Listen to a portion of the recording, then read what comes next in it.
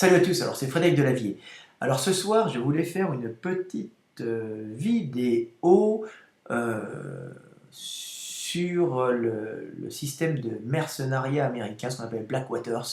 Blackwaters, moi je connais pas bien ces trucs-là, mais juste je voulais expliquer le système, comment fonctionne pour Blackwaters, pourquoi les Américains euh, préfèrent employer des mercenaires et pourquoi les mercenaires sont-ils employés quand ils vont en Irak ou avant en Afghanistan.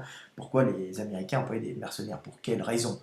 Alors, je vais expliquer, c'est des raisons très très simples parce qu'on voit, il y a beaucoup de gens, de jeunes gens qui partent ben, travailler pour les Américains via des boîtes de mercenariat, des boîtes qui embauchent des paramilitaires, qui ne sont pas forcément des paramilitaires, mais qui sont même des gens qui sont pris comme ça parce qu'ils conduisent bien. Alors souvent ils ont des formations paramilitaires parce que c'est des gens qui rêvent un peu de vivre avec de l'adrénaline, de vivre des aventures hors du commun qui leur sort de leur train-train quotidien, hein, les mercenaires, ou des fois par idéologie qui veulent combattre pour les Américains, choses comme ça. Alors je voulais parler justement de ce système américain, mais pourquoi l'armée américaine, pourquoi les États, pas l'armée américaine, les États-Unis euh, payent des mercenaires plutôt, qui payeraient leurs soldats.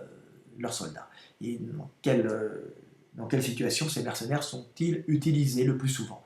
Alors, je parle de ça parce que j'ai discuté avec des gens qui sont plus ou moins dans ce domaine, hein, et puis comme je suis en Europe centrale, il y a beaucoup de jeunes ou moins jeunes, hein, de militaires qui partent travailler en tant que mercenaires, bien sûr, pour les Américains, euh, en Irak, en Afghanistan avant, hein, en Europe centrale, donc je suis en Hongrie, mais il y a aussi beaucoup de Hongrois, donc il y a aussi beaucoup de Polonais, des traditions polonaises, hein, là-dedans. Et pour quelles raisons, hein, et comment sont recrutés ces gens-là? Alors souvent, ce sont des anciens militaires ou des jeunes qui décident de partir, mais il faut au minimum une formation pour obéir quand même. Alors en général, on prend dans ces pays, en général comme l'Irak, on va prendre plutôt des blonds, en général aux yeux bleus, hein, ou des blancs, hein, ce qu'on appelle des blancs. Pourquoi? Parce qu'on est sûr de ne pas avoir une infiltration euh, de, de terroristes musulmans, parce que ce sont en général, quand les Américains sont dans des pays musulmans, en général ils y sont pour des raisons économiques et stratégiques, hein, pour y récupérer ce qu'il y a dans le sous-sol, ou pour, par exemple, bloquer l'acheminement de gaz pour d'autres superpuissances, leur bloquer leur acheminement de gaz pour des raisons énergétiques, de lutte pour le pouvoir, hein, comme on peut voir actuellement avec les Russes et les Américains qui se battent un peu au niveau de l'énergie dans le monde pour avoir l'équipement de la Chine, comme je le dis tout le temps, pour la réindustrialisation de l'Amérique. L'Amérique se bat, hein, et la Russie se bat aussi pour pouvoir avoir ses contacts avec la Chine. C'est un vaste jeu d'énergie, un vaste jeu d'échec mondial dont le but est, comme je dis toujours, calorique plus comment dire, idéologique, hein. On est tout le temps dans la survie. Comment survivre? Les Américains sont pareils, hein. Ce sont aussi du même niveau que les Russes ou les Chinois, ou même les Français. Malheureusement, les Français jouent mal leur carte actuellement. Donc, ces mercenaires américains qu'on voit souvent chez Blackwater, moi je ne suis pas un spécialiste de ce domaine, mais vu que je connais beaucoup de gens qui partent dans les centres de formation, alors on voit beaucoup de centres de formation, par exemple en Pologne. En Pologne, il y a des centres de formation de tir, hein, où tous les gens peuvent essayer de la Kalachnikov, ils tirent en rafale, ils sont contents, alors que normalement ils tirent au coup par coup. Là, le rêve de tout mec qui voudrait faire de la sécurité, hein, vivre dans un système de faire de garde du corps, ou ils partent pas tout le temps pour être mercenaires au départ, hein, vont faire tester, vont payer leur stage de tir en Europe centrale, où il y a des facilités pour pouvoir tirer. Par exemple, en Pologne, il y a des centres de formation, hein, il y en a avec un triangle rouge, là, vous pourrez le chercher, où on tire, qui n'est pas très cher la semaine, hein, et là-dedans, il y a beaucoup de militaires, paramilitaires qui viennent là, beaucoup de jeunes aussi qui veulent apprendre le maniement des armes, qui vont tester les Kalachnikov, qui vont tester aussi les fusils américains, parce que la Pologne est historiquement plus proche des Américains, se rapproche des Américains uniquement par réaction par rapport à ce que lui a fait l'Allemagne et ce que lui a fait la Russie. Donc ils ont une espèce d'américanisme passionné, hein. Ils sont d'ailleurs, on se souvient du bouclier, je crois, antimissile, je crois, je ne me souviens plus, qui avait été mis en Pologne. ce que n'avaient pas apprécié les Russes, les Russes avaient visiblement fait sauter l'avion, ou fait écraser l'avion du président polonais, avec une blague à la fin en disant « Nous avons retrouvé les restes de votre pilote, il était sous ». Voilà. Donc c'est une blague russe pour montrer que c'est nous. C'est-à-dire nous n'avons pas, mais nous vous le disons quand même. Donc à mon avis c'est ça, je me trompe peut-être, bien sûr, mais je me trompe rarement sur la mentalité russe. Voilà. Et comme ils n'ont pas apprécié qu'on leur mette un bouclier antimissile et comme ils ont voulu torcher les Polonais, c'est pas la première fois. C'est pas la première fois, ils avaient déjà fait Katyn. Les Russes n'ont pas dû se gêner. Donc voilà. Donc il y a des centres de formation de tir qui sont en vérité des centres de recrutement de mercenaires. Alors la plupart, 99% des gens qui vont faire ces centres, ou 90-15% des gens qui vont dans ces centres de tir payent leur abonnement et n'y vont pas du tout pour être fonctionnaires, pour être mercenaires, mais 5% se retrouvent à pouvoir partir dans le mercenariat éventuellement américain, par exemple pour Blackwater ou pour d'autres. Hein. Mais il y a des centres comme ça aux États-Unis, hein, il n'y a pas de problème, on en trouve un peu partout. Donc ces gens-là vont à ce moment-là travailler dans les pays souvent, par exemple, ce qu'ils faisaient en Afghanistan ou en Irak, c'est qu'ils s'occupaient de l'approvisionnement, c'est-à-dire qu'ils allaient piloter et il y avait des pilotes, des chauffeurs de camions hein, qui s'étaient payés entre 10 et 15 000 euros par mois. Hein.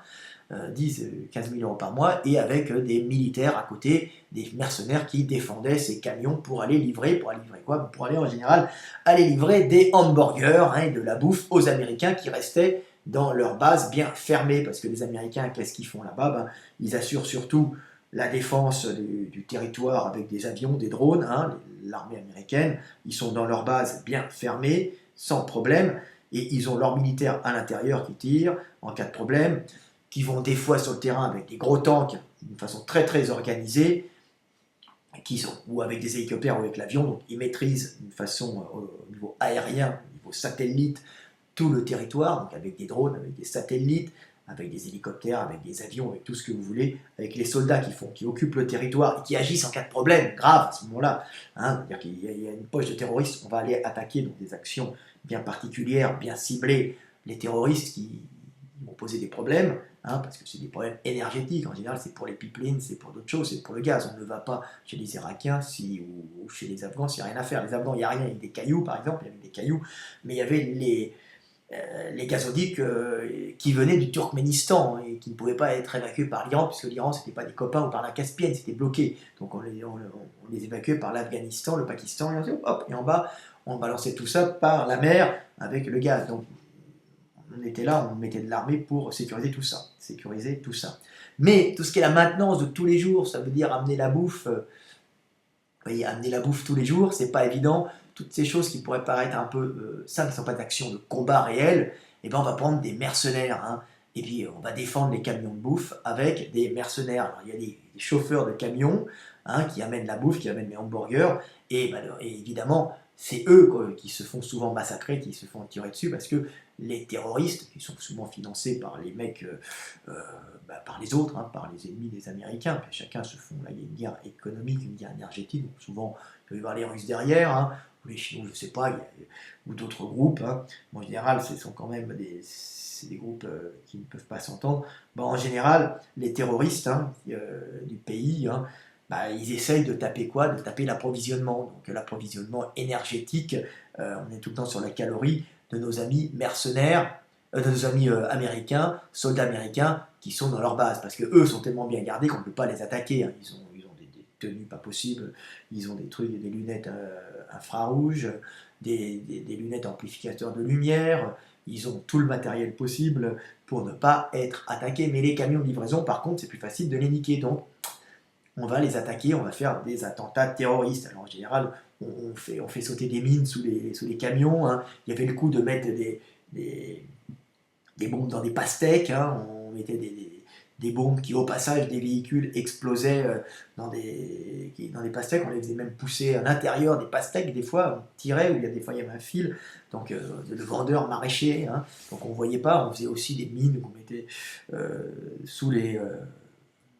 dans le sol avec des plaques de métal, hein, on fait exploser des trucs il y a une plaque de métal, on met une mine dessus, ce qui permet en explosant de tout projeté vers le haut, et on mettait ça sous la terre, c'était que des trucs affreux, et puis les mecs se faisaient percer leur bagnole, exploser leur bagnole, et c'est assez atroce. Hein. Alors donc voilà ce qui se passait avec les camions d'approvisionnement, parce que les camions d'approvisionnement ne sont pas blindés. Alors on met des feuilles de à côté avec des mercenaires dedans, mais c'est un peu la merde.